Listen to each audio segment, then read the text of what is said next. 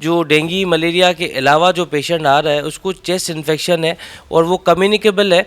तो एक मास्क ना लगाना, आइसोलेट ना करना, तो एक पेशेंट से दूसरे दोस्त में, फैमिली मेम्बर में, तो एक एक घर के 6-6 पेशेंट्स भी आ रहे हैं हमारे पास।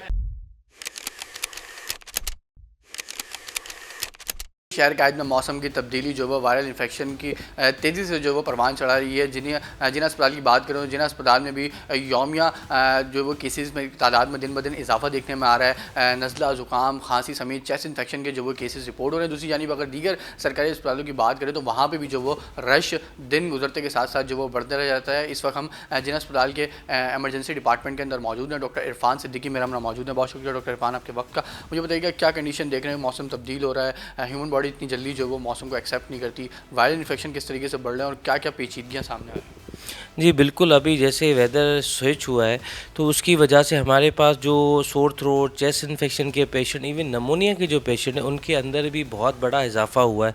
उसके अंदर मेन रीज़न एक तो ये भी है कि जब वैक्सीन अवेलेबल है और ये जो विंटर्स वाले सीजन्स होते हैं इसके अंदर चेस्ट इन्फेक्शन, फ्लू और फीवर वगैरह ये सारे सिम्टम्स आ जाते हैं, तो लोग वैक्सीन लगवा भी नहीं रहे और एहतियात ना करने की वजह से हमारे पास जो सिवियरिटी है चेस्ट इन्फेक्शन की वो बढ़ गई है। क्योंकि ये जो विंटर्स होती है उसमें जो दमे का पेशेंट होता है उसके अंदर बहुत ज़्यादा एग्रेशन आ जाती है, उसके बाद जो है वो पेशेंट सिवियरिटी की तरफ जाता है। तो अभी देखने में ये आया है कि जो डेंगू मलेरिया के अलावा जो पेशेंट आ रहा है उसको चेस्ट इन्फेक्शन है और वो कम्युनिकेबल है। तो एक मास्क ना लगाना, आइसोलेट ना करना, तो एक पेशेंट से दूसरे दोस्त में, फैमिली मेम्बर में, तो एक एक घर के 6-6 पेशेंट्स भी आ रहे हैं हमारे पास। एहतियात इस वक्त ज़रूरी है, खाने पीने में क्या एहतियात करें, बाहर निकलने में क्या एहतियात करें और कितना जो वो डिस्टेंसिंग रखें, सोशल डिस्टेंस कितना होना चाहिए?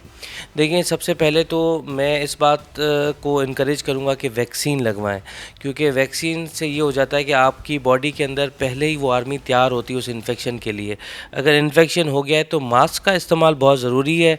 सोशल डिस्टेंसिंग जैसे कि आपने हाईलाइट किया ये बहुत ज़रूरी है। कम्युनिकेबल डिजीज़ है, खांसी से हवा में इसके जरासीम फैलते हैं, वो हैं। अपनी बॉडी के इम्यूनिटी बढ़ाने के लिए आप इस वक्त जो है सूप, कावा या स्टीम लेना उसका इस्तेमाल ज़्यादा करें।